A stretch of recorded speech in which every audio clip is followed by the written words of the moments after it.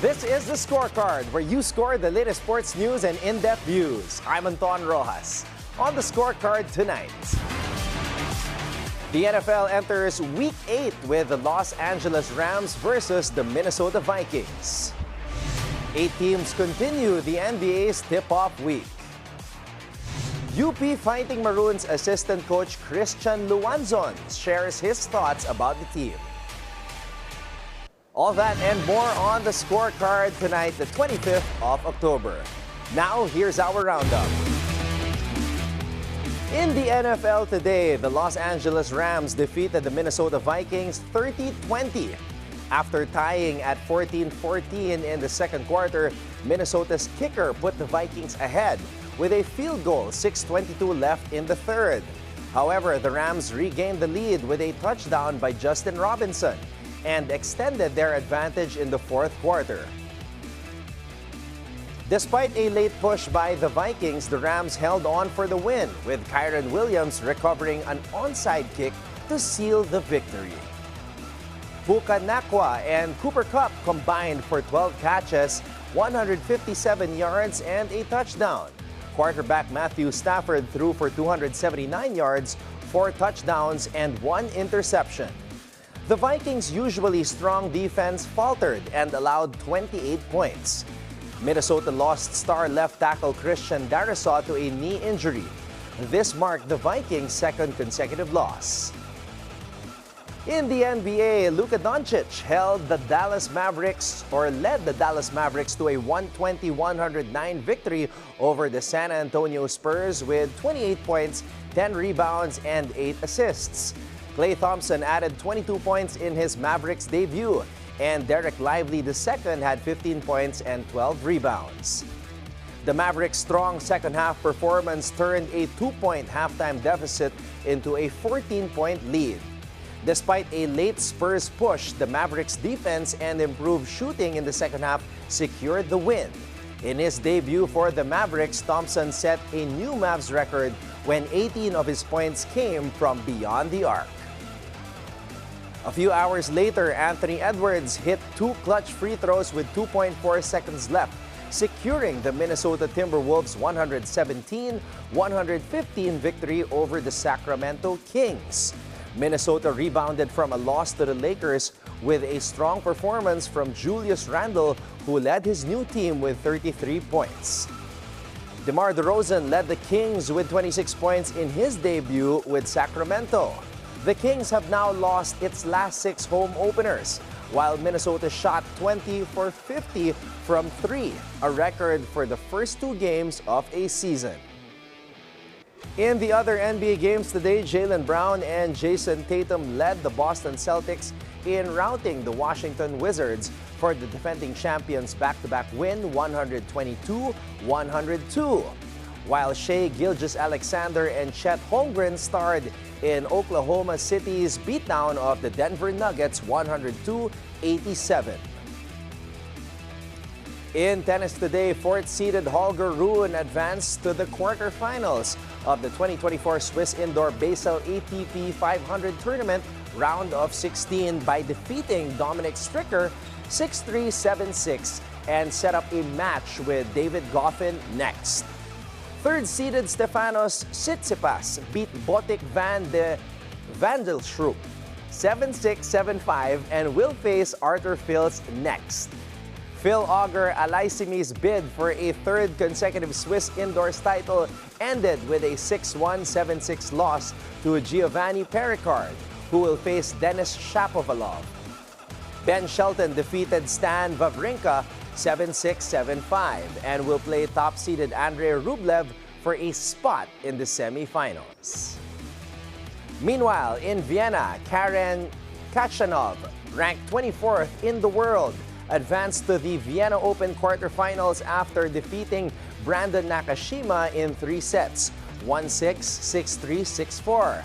Khachanov will face Matteo Berrettini, who beat Francis Tiafoe in the quarterfinals. Lorenzo Musetti automatically moved up to the quarterfinals after Gail Monfils withdrew due to illness. The 38-year-old Monfils has been wreaking havoc against the young guns and caused Carlos Alcaraz to smash and break his tennis racket after losing to the much older Monfils at the Cincinnati Open. The quarters, semis, and finals of both Basel and Vienna tournaments will happen this weekend. We will update you on how the results affect the ATP rankings then. As of now, the top three, Sinner, Alcaraz, and Zverev, are a lock for the ATP finals in Turin. If Djokovic withdraws from the ATP 1000 Paris Masters next week as earlier announced, then Rublev and Rudd could solidify their positions in the race to Turin. Djokovic did not disclose why he isn't returning to defend his Paris title. The sun shone earlier today and the local basketball scene is alive once more.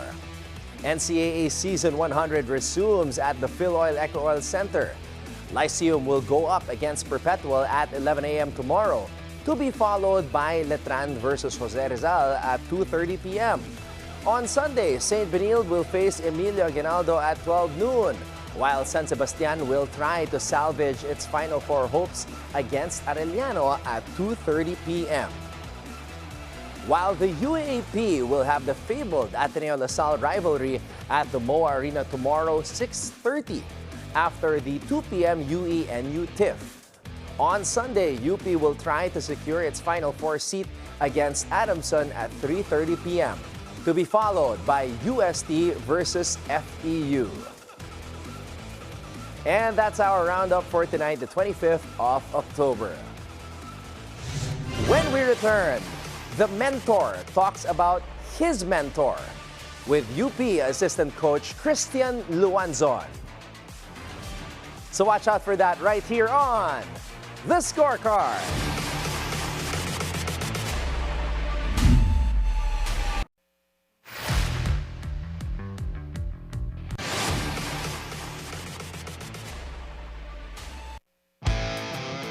For tonight's episode on The Scorecard, I am struggling to find the words to describe the man who will be joining us here on the show, because not only is he a personal friend of mine, he is a guy that has worked in the UAAP in different capacities. He was a commentator, used to analyze championship games, and now he is an assistant coach, champion in the UAAP when they won the championship here with UP back in season 84. Now his fourth year as the assistant coach of head coach Goldwin Monteverde. Let's welcome Coach Christian Luanzon on The Scorecard. Partner, thank you so much for the opportunity and the time. Thank you. Thank you. I missed that smile, my friend. It's been a while. I don't know what to say. I mean, yung, how you introduced me. Thank you. Such kind words. Thank you. So let's start. 4 years here with UP. Right. How has the experience been personally for you? Well, it's been a wonderful blessing. No, we came in, just when basically the market was opening up. It was, the first season was a bubble season, which when we won the championship, season 84. So at that time, after 2 years walang basketball, and then being in a situation wherein for at least 4 months more, we were in a bubble dito kami sa University Hotel. And then playing 3 times a week, MWF. I remember yung schedule, and the preparation was only less than 4 months, maybe 3, because the season started no 2022 mga March, and then it finished around the second week of April, because June 13 I believe was the yung parang Friday the 13th yun yung game 3 na yun. So looking back, after that, winning and then losing the last 2, falling short, it's been a wonderful blessing. At the same time, a lot of heartaches, because nobody likes losing, but the reality is, if you want to be, in any sport for that matter, in a competition sport, if you can accept winning, the more you should accept losing. But losing also teaches you a lot of things. It has taught us definitely a lot of things, the players a lot of things. Growth is something that Coach Gold has always emphasized, never to stop, no, yung growth as a team. All right, so before I ask you about the season 84 championship, because obviously that is something that is near and dear to your hearts, as that was the pinnacle at this level in terms of the collegiate level in the UAAP. I want to ask about your history, about you and Coach Goldwin Monteverde, Right. because it's kind of like a situation where Coach Gold goes, Christian Luanzon goes. So talk about your history with Coach Goldwin.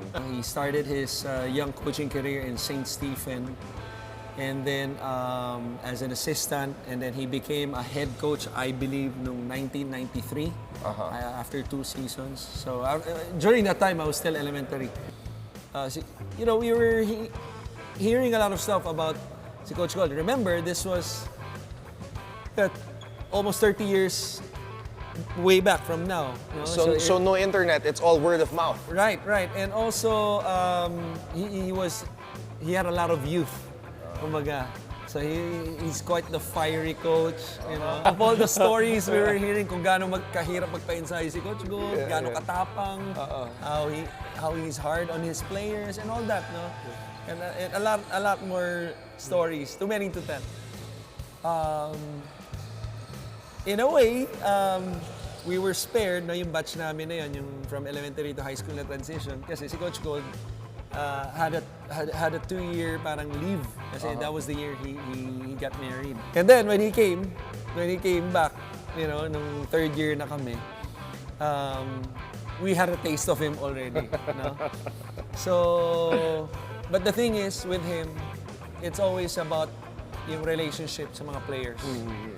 He's really hard on his players because to him it's all about the team, and you know, he knows when you're not giving your best.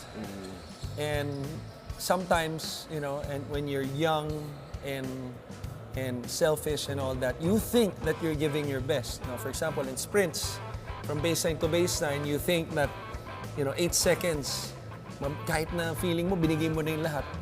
Eh kung tingin niya, hindi. You know, sometimes you would think na, hindi, coach, yun na yun eh. But because of how he was hard on us, how he would push us, it was really an act of love and concern. Both for us individually and also sa team. And me, you know, I grew up, you know, without my parents. My dad, up to now, is still working abroad. So he's like a second father to me, even up to this point. No? So that was huge for me personally. It was also huge for, you know, our for my teammates. Anytime, you know, up to this day, anytime we would call him, text him, kung ano kailangan namin, whether it's, I don't know, tungkol sa basketball or outside of basketball, if he doesn't answer, he's gonna make sure he calls you back. And then during my professional career, I explored coaching. So I called him up. At that time, he was, this was year 2007. At that time, he was in St. Jude Catholic School already. Okay. You know?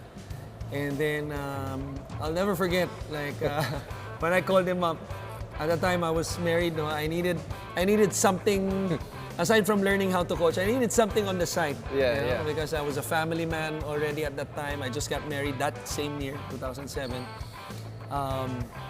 So I called him up. Gold, pwede bang mag-assistant sa'yo, ganyan. And then, ang pinaka-highlight nun, no, is, sige, magkita tayo. No? And then, he took me out to Mario's, which is one of his favorite restaurants in Moroto. It's still there. Yeah. Yeah. And I'll never forget, dun niya ako dinala. I felt really special when we had dinner, you know, and then, you know, he just told me, because to me, my mindset at that time, you know, how hard can this be? I've been doing this my whole life. Yeah. It's still the same game, you know. The four corners, dotted lines, 95 feet, and all that. But you know, I underestimated, you know, coaching. It's totally different from playing. And you know what I like about my experience from him is that he just allowed me to observe the first few months, pinagdaanan ko rin lahat, I think for like the first 3 to 6 months, I was just on top of the bleachers sa practice. Observing lang. Yeah, observing at the same time doing the videoing our practice. But, just, seeing how he teaches. And ang maganda pa ron, even as basketball evolved, like obviously the pace and space, the outside shooting and all that, dribble drive offense, and everything defensively, nag-adapt din siya, but at the same time, the principles remain the same. And siguro parang support what I'm trying to say, I'll never forget and this is something that I always tell people, even especially to our players. We had a game when I was playing in high school, and we were playing against a certain school, not gonna mention who, and we won by 70 points. 70? 7-0. Wow. 70 points. So after that, we played in Philippine Cultural High School, which is walking distance from us, Abad Santos yun eh. After the game, syempre pag bata ka, lamang ka ng 70 points, nanalo ka. Iisipin mo, tungtuwa ang coach mo. After ng game, sabi lang ni Coach Gold after the game sa amin, mag-bihis kayo, may insight tayo. Oh, man. Kami, we're looking at each other, bakit? We're like, wondering why. So anyway, balik kami ng St. Stephen. And I tell you, I can't even remember because there was how many suicides and baseline to baseline splits we did na nasusuka na kami, And syempre, while doing that, we were wondering why, and there was sort of like resentment in our heart, bakit parang mo tayo. But after that, we understood, and that's because, we have to not play to the standard of just winning by the scoreboard, but we have to play to the team standard. What is that? Yung standard ng team. It's more than winning. It's playing the right way, playing your hardest, and playing to your potential. And yung team namin nun, we were a talented team, but we only won that game because of our talent. We didn't win because we were working hard on defense. We didn't win because we were working cohesively as a team. So, even up to this point, ganun si Coach Gold, it's more than just the final score for him. If he sees something that, the team is not playing to its full potential, every single play, every single quarter, every single game, he's never content with that. And to me, that that's just one of his part of his greatness as a coach. Now, Christian, after everything that you shared with me about Coach Gold, his standards are just very different. After the championship, after season 84, right. Was he actually happy? I'm not sure if happy is the word. I would say thankful. Thankful. Coach, a lot of people are saying that there is now a rivalry between UP and LaSalle, and we saw what happened in the first round. Your thoughts about that chatter, and now UP and LaSalle is a spectacle? I think it's great for basketball. If you look at historically, from leagues around the world, obviously the NBA, leagues locally like the PBA, and even with the small leagues, anytime there's rival schools, rival teams, it's always a great storyline. And to me, that's good for the sport because there's more spice into it. Yeah. But at the same time, I think it's important for us as a team, that this game it's an emotional sport, and the challenge as a player is how you control those emotions. It's different when you're practicing, simulating in practice. And si Coach Gold, lagi niyang nire-remind yung mga players almost every time that sort of like the external forces outside of this team, okay, how we sort of like cancel out those noise and how we focus on the internal stuff, how we would execute on the court. Remember all the details, we almost view every day, to clean up things or, things that we could improve more as a team. How we would remember those details, apply it in practice, and eventually apply it in the game. And it requires a high level of commitment and focus from our players.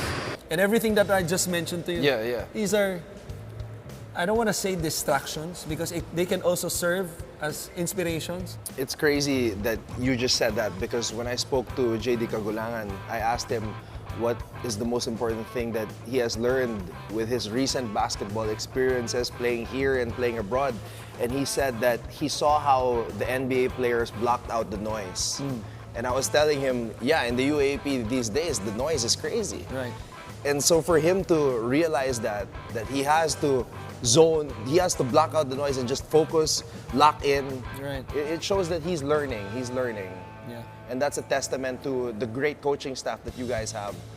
All right, I said that I won't give you a hard time, but JD Cagulangan had a hard time with this question. Okay. So before the first round, I saw Richie Rivero, who won a championship here and with LaSalle. Right. And the only player to do that, by the way. I know, that's insane. And I asked him to complete the sentence. So I'm going to ask you right now, Coach Chris.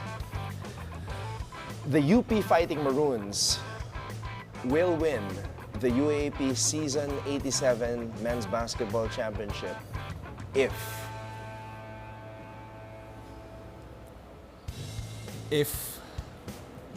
we commit ourselves to every play. And that goes on both ends, offensive end, defensive end. With Coach Gold, he always says that it only takes 1 point to win. The meaning behind that is valuing each possession. So what comes with that is that you can also lose by 1 point. So valuing each possession regardless of the score, whether we're up by 20 or down by 20, each possession should be really valued. And for us to achieve that, yung commitment namin of each play on both ends, very important. If we do that, we got a great chance. Thank you very much for the time, partner. Thank you. Coach Christian Luanzon, assistant coach of the UP Fighting Maroons, here on the Scorecard on the Billionaire News Channel. When the Scorecard returns, be sure to keep your eyes on the prize.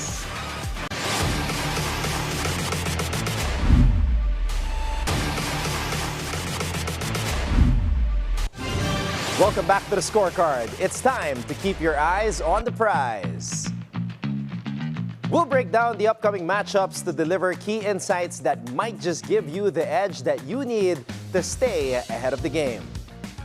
It's Game 1 of the PBA 2024 Governors Cup Finals on Sunday, October 27 at 7:30 p.m. The stage is set at the Yanara Center, Antipolo, for a thrilling showdown between two of the league's top contenders, Barangay Ginebra San Miguel and the defending champions, TNT Tropang Giga. Barangay Ginebra San Miguel returns to the finals after a nail-biting 102-99 win over the San Miguel Beermen in Game 6 of the semifinals. Ginebra showcased their grit and resilience, with Maverick Ahanmisi leading the way with 25 points. While Justin Brownlee added 21 points, 7 rebounds, and 7 assists. Brownlee, who continues to be a key player for Ginebra, will once again take center stage as the team seeks to avenge last year's finals loss to TNT. Japeth Aguilar and RJ Abarrientos also had solid performances in the semis with 20 and 16 points respectively. On the other hand, the TNT Tropang Giga returned to the finals after a dominant 113-95 victory over Rain or Shine in Game 5 of their semifinal series. TNT's offense was sharp, but it was their defense that made the difference, limiting rain or shine's opportunities.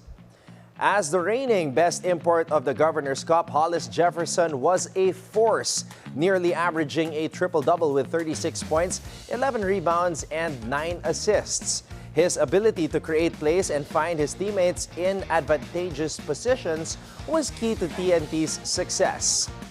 With both teams looking well prepared after a week of rest, it's going to be a classic battle between two great rivals. Tim Cohn is determined to lead Ginebra to victory, making it clear at the press conference that anything short of a win would be disappointing. Meanwhile, Chot Reyes is taking a different approach, focusing on the present and not letting past successes or stats dictate the outcome. With TNT slightly favored to win by 3 to 4 points, they are setting their sights on defending their title. But Ginebra, under Cohen's leadership, is driven to make this series a redemption story. It's a finals rematch that promises fireworks. Justin Brownlee for Ginebra and Rondae Hollis Jefferson for TNT will square off once again in what should be an intense showdown between two of the PBA's powerful imports.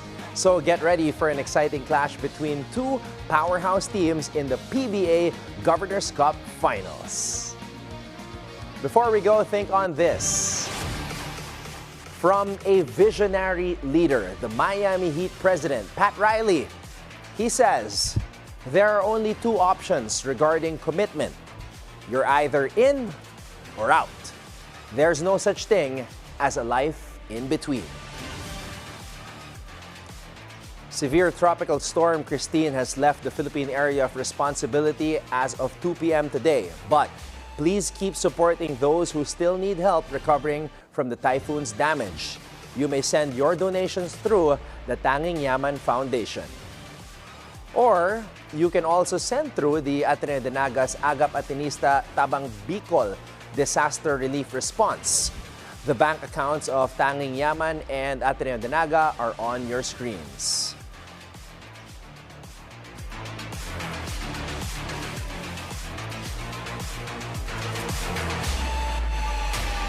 And with that, thank you for joining us tonight. We'll see you again here next week on The Scorecard, where sports is our business and business is our sport, right here on the Billionaire News Channel. This has been Anton Roxas. Have a blessed evening, happy weekend, and good night.